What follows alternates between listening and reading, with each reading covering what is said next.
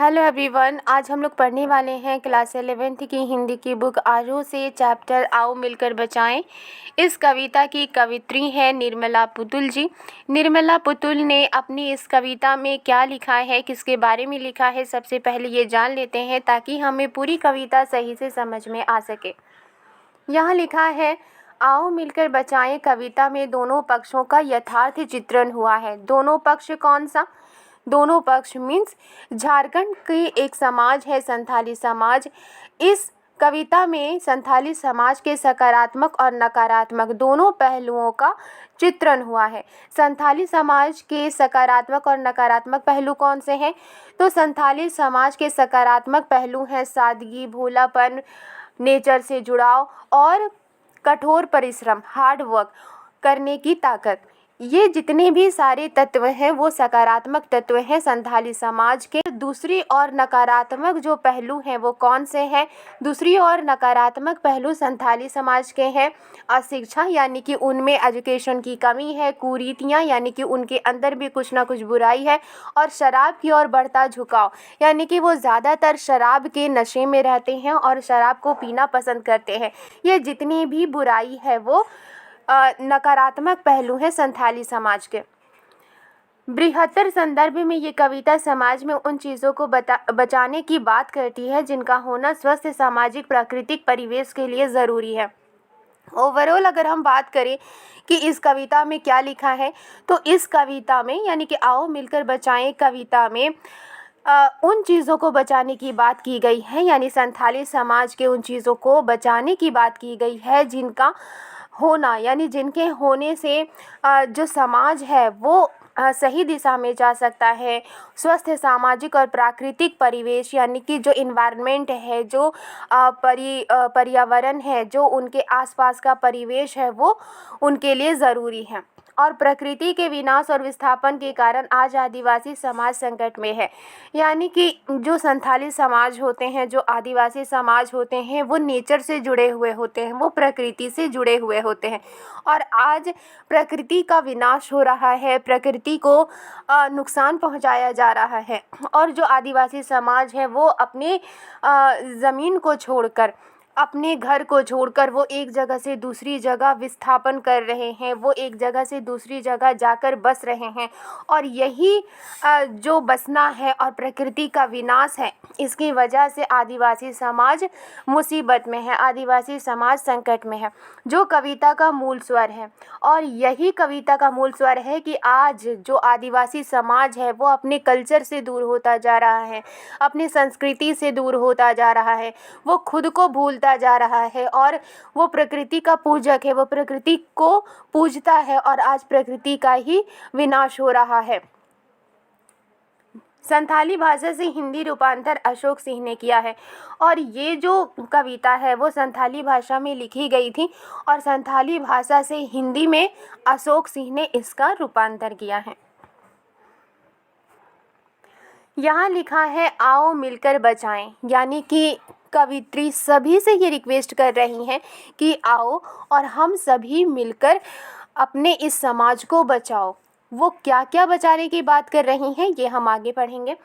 अपनी बस्तियों को नंगी होने से, शहर की आबो हवा से बचाएं उसे। कवित्री कहती हैं कि हमारी जो बस्ती है, हमारी बस्ती संस्कृति से भरी हुई थी, लेकिन आज हमारी बस्ती से संस्कृति कहीं ना कहीं खोती जा रही है, और शहर की जो आबो हवा है, शहर की जो जलवायु है वो हमारी संस्कृति के ऊपर हावी हो रही है, हमारी संस्कृति को कहीं ना कहीं वो मिटाने की कोशिश कर रही है। इसीलिए अपनी बस्तियों को, अपने कल्चर को, अपने संस्कृति को मिटने से बचाओ, शहर की आबो हवा से बचाओ, यानी शहर की जो आबो हवा है, शहर की जो जलवायु है, जो पूरी तरीके से समाज से भिन्न है, जो पूरी तरीके से आदिवासी समाज से भिन्न है, और वो कहाँ की संस्कृति है, वो किसी विदेश की संस्कृति है। शहर में कौन सी संस्कृति बसती है? शहर के लोग हमेशा विदेशों की नकल करते हैं, और इसीलिए कवित्री कहती हैं कि जो शहर की आबो हवा है, जो शहर की जलवायु है, उससे अपनी बस्ती को बचाओ। बचाएं डूबने से पूरी की पूरी बस्ती को हड़िया में। हड़िया क्या होता है? मिट्टी का एक पात्र होता है।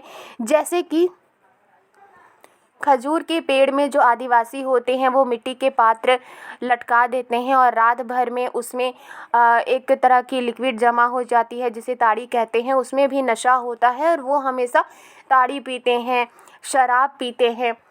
इसीलिए यहाँ कवित्री कहती हैं कि हमारी जो समाज है, जो संथाली समाज है, वो पूरी की पूरी बस्ती को किससे बचाना चाहिए? हड़िया से बचाना चाहिए। हड़िया मीन्स कि ऐसा मिट्टी का पात्र जिसमें शराब रखी गई हो, जिसमें ताड़ी रखी गई हो, जिससे कि जो समाज है वो पीते हैं और नशे में रहते हैं। तो ऐसी ही हड़िया से अपनी पूरी की पूरी बस्ती को बचाना है। अपने चेहरे पर संथाल परगना की माटी का रंग, भाषा में झारखंडीपन। कवित्री कहती हैं कि अपने चेहरे पर, वो आदिवासी से कहती हैं, आदिवासी समाज से कहती हैं कि अपने चेहरे पर संथाल परगना की माटी का रंग, यानी कि संथाल परगना की जो संस्कृति है, जो आदिवासी समाज की जो संस्कृति है, उसे अपने चेहरे पर बनाए रखें और अपनी भाषा में झारखंडीपन रखें। क्योंकि आदिवासी समाज की भी अपनी एक भाषा होती है, उनमें भी अपनी एक संस्कृति होती है। तो इसीलिए वो कहती हैं कि अपने चेहरे पर संथाल परगना की जो संस्कृति है उसको सजाए रखें, उसको अपने चेहरे पर बनाए रखें और हमेशा अपने भाषा में झारखंडीपन ही रखें और इससे भी अपने संस्कृति को बचाएं। ठंडी होती दिनचर्या में जीवन की गर्माहट, मन का हरापन, भोलापन, दिल का अक्खड़पन, जुझारूपन भी। अब कवित्री ये कहती हैं कि ठंडी होती दिनचर्या में, यानी कि जो आदिवासी समाज होता है उनकी अपनी एक डेली रूटीन होती है। वो जंगल से जुड़े होते हैं, जल से जुड़े होते हैं, ज़मीन से जुड़े होते हैं और इसी तरह उनकी अपनी एक डेली रूटीन होती है प्रकृति को बचाने की, जल को बचाने की, ज़मीन को बचाने की। इसीलिए कवित्री कहती हैं कि ये जो दिनचर्या है वो कहीं ना कहीं ठंडी होती जा रही है। अब आदिवासी समाज के लोगों में वो जोश नहीं है कि वो अपने जंगल को बचाए, अपनी ज़मीन को बचाए और ये जो ठंडी होती दिनचर्या है इसे भी बचाना है। जीवन की गर्माहट, ज़िंदगी में जो जोश है उसे भी बचाना है। मन का हरापन, मन में जो इच्छाएं हैं, मन के अंदर जो आगे बढ़ने की चाह है, मन के अंदर आदिवासी समाज को लेकर के जो जिज्ञासा है उसको भी बचाए। भोलापन दिल का, कवित्री कहती हैं कि आदिवासी समाज का दिल भोला होता है, उनमें अक्खड़पन भी होता है, जुझारूपन भी होता है, यानी कि उनमें एक आक्रामक रूप भी होता है कि किसी भी स्थिति में वो युद्ध के समान उनमें आक्रामक रूप भी होता है। तो ये जो रूप है, ये जो अक्खड़पन है, ये जो जुझारूपन है, उसे भी हमें बचाना है और चूँकि इसे बचाने से ही हम अपनी संस्कृति को बचा सकते हैं। किससे बचा सकते हैं? अपनी संस्कृति को मिटने से बचा सकते हैं, अपनी संस्कृति को शहर की जलवायु से बचा सकते हैं।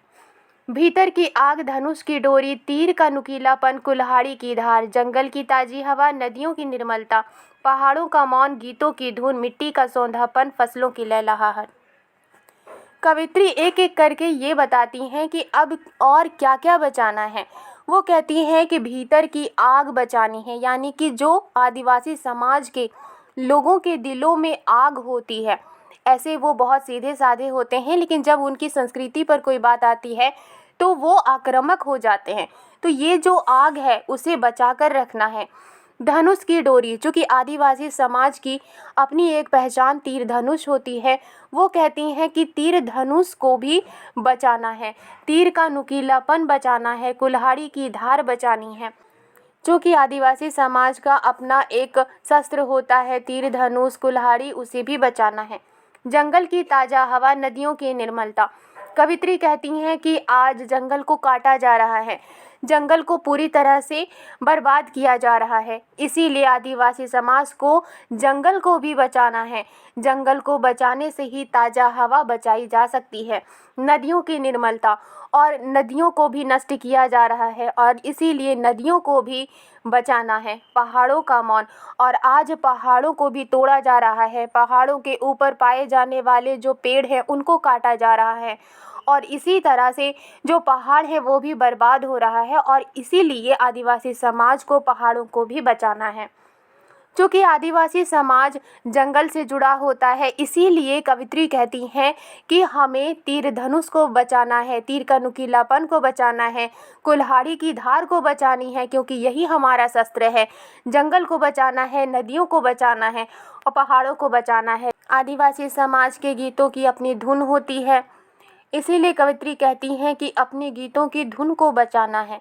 मिट्टी का सोंधापन, चूँकि आदिवासी समाज, संथाली समाज मिट्टी से जुड़ी होती है, ज़मीन से जुड़ी होती है, इसीलिए वो कहती हैं कि अपनी ज़मीन को बचाना है, अपनी मिट्टी को बचाना है, फसलों की लहलहाहट और जो फसल है उसे भी बचाना है।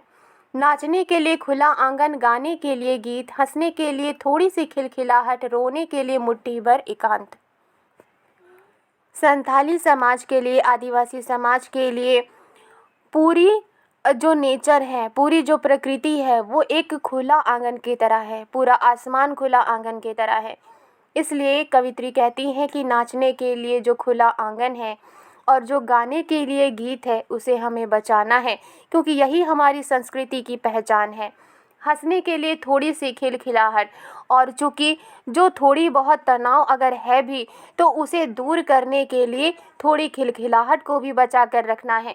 रोने के लिए मुट्ठी भर एकांत, और रोने के लिए थोड़ी अकेलापन को बचाना है।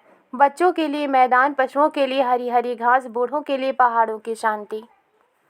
कवित्री कहती हैं बच्चों को मैदान बहुत पसंद है क्योंकि वो उसमें खेलते हैं, इसलिए बच्चों के मैदान को बचाना है, क्योंकि आज शहरीकरण हो रहा है चारों तरफ और आदिवासी समाज के ज़मीन को लेकर बड़े बड़े इंडस्ट्री बनाए जा रहे हैं और बड़ी बड़ी बिल्डिंगें बनाई जा रही हैं। इसीलिए वो कहती हैं कि बच्चों के लिए जो खेलने के मैदान है उसे बचाना है।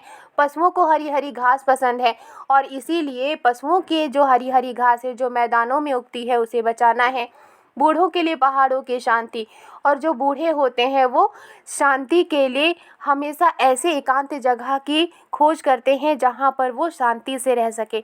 और पहाड़ एक ऐसी जगह होती है जहाँ पर नेचर से लोग जुड़ सकते हैं और पेड़ पौधों से जुड़ सकते हैं और अपनी शांति को बनाए रख सकते हैं। इसलिए कवित्री कहती हैं कि बूढ़ों के लिए पहाड़ों की शांति को बचाना है, पहाड़ को बचाना है। और इस अविश्वास भरे दौर में थोड़ा सा विश्वास, थोड़ी सी उम्मीद, थोड़े से सपने।